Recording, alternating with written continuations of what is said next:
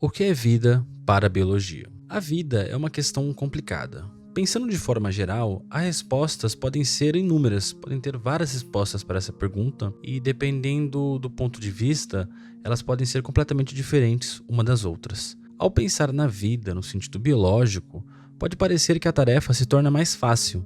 De certo modo, ela se torna-se um pouco mais fácil, porque definir a vida, nesse caso, fica restrito a algumas definições e pré-definições que a gente pode facilmente verificar nos seres vivos que existem no nosso planeta. E é nesse ponto que a gente entra nas características dos seres vivos. Os seres vivos, ou seja, as entidades dotadas de vida, as coisas que consideramos estar vivas, possuem inúmeras características em comum. Essas coisas funcionam como uma máquina, como um sistema que é um sistema bioquímico.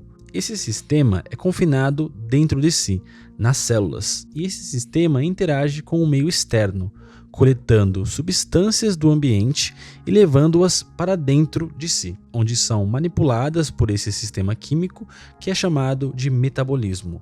Os seres vivos, para reunir moléculas orgânicas em uma determinada estrutura, precisam de energia, que obtém a partir de processos bioquímicos. Porque se a gente parar para pensar, um corpo, de um animal, ele é um amontoado de partículas, ele é um amontoado de moléculas que se organizam de uma forma bem específica. E para manter essa organização é necessário um grande esforço, é necessário uma grande quantidade de energia, porque senão essas moléculas simplesmente iriam se desfazer com o passar do tempo, que é o que acontece no caso quando a gente morre e deixa de fornecer energia para as células, então essas moléculas acabam se corroendo e deixando de existir. Alguns seres vivos transformam elementos químicos em energia, como no caso da quimiossíntese.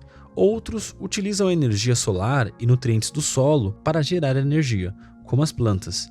E outros precisam devorar outras entidades vivas, porque o corpo dessas entidades é feito de compostos orgânicos que, ao serem digeridos, podem ser desmontados como num processo similar a desmontar um carro peça por peça e depois pegar essas mesmas peças para construir outro carro. Além disso, esses seres vivos podem queimar algumas partes específicas desse carro para gerar energia. Para ficar um pouco mais claro, eu estou falando sobre comer plantas e comer carne de outros animais. Então, o ser vivo é essa coisa que possui um interior isolado do exterior, e a parte mais fundamental dessa coisa são as células. Essas entidades que consideramos vivas possuem outra característica fundamental, a reprodução. Os seres vivos, esses sistemas bioquímicos, possuem uma programação que dita como o ser vivo será construído e como ele vai se multiplicar, gerando uma cópia de si mesmo. O nome dessa programação é DNA, que em última instância tem o objetivo de gerar mais DNA, perpetuando-se indefinidamente, até que toda a vida na Terra desapareça, e então o processo de reprodução do DNA vai ter um fim, obviamente. Por causa dessa, entre aspas, maldição da reprodução, os seres vivos competem entre si por um lugar ao Sol, por uma oportunidade de se reproduzir ou sobreviver para depois reproduzir. O que acontece depois que o ser vivo se reproduz não é muito relevante para a natureza, assim também como o método que ele vai usar para conseguir se reproduzir. E eu vou dar um exemplo aqui para vocês. Em algumas espécies de aranhas e louva-a-Deus, os machos são devorados após a reprodução. A vida deles termina quando eles conseguem propagar e multiplicar o seu DNA, o seu material genético. E esse é um dos exemplos da finalidade dos seres vivos, que é justamente reproduzir o seu material genético. E existe uma questão em relação a essa programação e a reprodução dessa programação, porque ela pode sofrer pequenas alterações durante o processo de duplicação, fazendo com que esse novo indivíduo que será gerado nasça com características diferentes. Essas características podem ser desastrosas, como por exemplo, a incapacidade do ser vivo sequer nascer, ou pode, por exemplo, conceder habilidades especiais, como ter presas mais resistentes ou uma capacidade aprimorada de aproveitar proteínas de determinado alimento. Essas habilidades especiais fazem com que os seres que as possuam saiam vitoriosos de uma batalha mortal que começou há bilhões de anos, a batalha por energia para cumprir a função de reprodução. As maneiras de obter energia do ambiente são limitadas, o que faz com que a maioria dos seres vivos pereça, enquanto apenas uma minoria sobrevive. Nesse cenário, aqueles com habilidades especiais que os ajudam a obter energia e a multiplicar seu DNA são os únicos que continuarão vivos, passando seu DNA adiante. E aqui vale a pena explicar um pouco sobre essas habilidades especiais. O que torna uma habilidade especial no sentido de ser uma vantagem competitiva em relação aos outros indivíduos dessa espécie não é a habilidade em si, mas sim a relação que ela tem com o ambiente. Porque, por exemplo, digamos que em um determinado ambiente, contexto, ter um corpo grande pode ser uma grande vantagem, pode ser uma grande habilidade especial, mas em um outro contexto, às vezes de escassez de alimento, ser menor pode ser uma habilidade especial, pode ser uma vantagem evolutiva. Então, o que torna algo uma vantagem evolutiva ou uma habilidade especial não é a habilidade em si, mas a relação dela com o ambiente.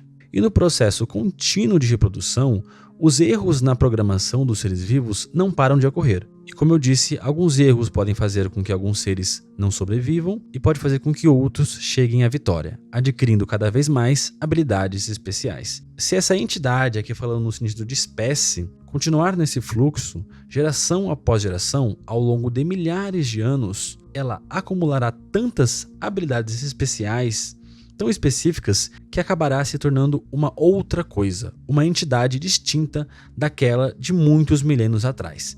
Esse processo é chamado de evolução por seleção natural. Ele acontece com todos os seres vivos há bilhões de anos. Portanto, chegamos a uma entidade dotada de vida, que possui um sistema bioquímico autossustentável e uma programação que faz com que esse sistema se reproduza, se multiplique, gere uma cópia de si mesmo. E ao longo de milhares de anos, com erros acontecendo nas cópias desse programa, essa entidade vai evoluindo e se tornando uma vida completamente diferente da que era antes.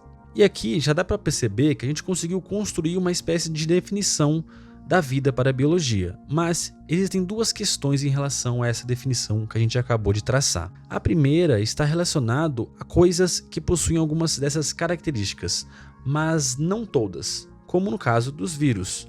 Isso gera um debate sobre se devemos criar uma definição de vida mais abrangente para incluir os vírus no grupo dos seres vivos ou se devemos excluí-los, afinal eles não preenchem todos os requisitos e não há uma resposta categórica para isso. A segunda questão está relacionada ao fato de que essas características talvez só façam sentido para a vida encontrada na Terra.